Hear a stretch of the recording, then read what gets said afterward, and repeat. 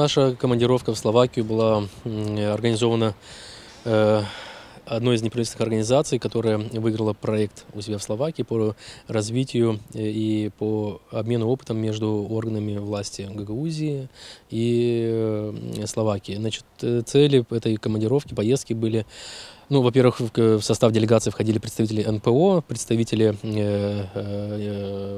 госслужащих, молодых госслужащих, и также представители СМИ. Участвовали, посетили несколько сел в Словакии, несколько городов. Села были от 300 жителей, от 600, 900, там, где проживает венгерское население. Вот, то есть очень... И города посетили вот такие небольшие, как наши города, и большие 60-тысячные города. Везде встречались с представителями местных властей, это, как правило, с примарами. Была встреча с председателем ассоциации примаров и советов Словакии. Были встречи с рядом также неправительственных организаций Словакии, молодежными. Везде был хороший диалог, общались, задавали вопросы. И надо сказать, что нам есть чему поучиться у словацких коллег, потому что та реформа по децентрализации местных органов власти, которую они начали еще 20 лет назад, вот они ее наконец-то 20 лет спустя завершили.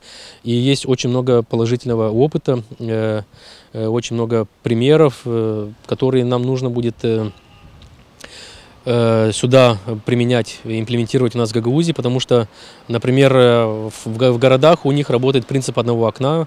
Если гражданину, жителю города, населенного пункта нужна какая-то информация в области коммунальных служб, водоканала, газовой, там, земельные какие-то отношения, то они заходят, обращаются в одно окно. Если нужны какие-то земельные отношения решать, справки, то они идут во второе окно. И если какие-то экономические, налоговые, то в третье. И жители населенного пункта в Словакии даже не поднимаются на второй этаж, на третий, там не ходят по кабинетам, не стучатся, не сталкиваются с обеденными перерывами и с вечной занятостью наших клерков в наших органах местного публичного самоуправления. Вот. Поэтому примеров очень много. Этот проект будет и дальше продолжаться.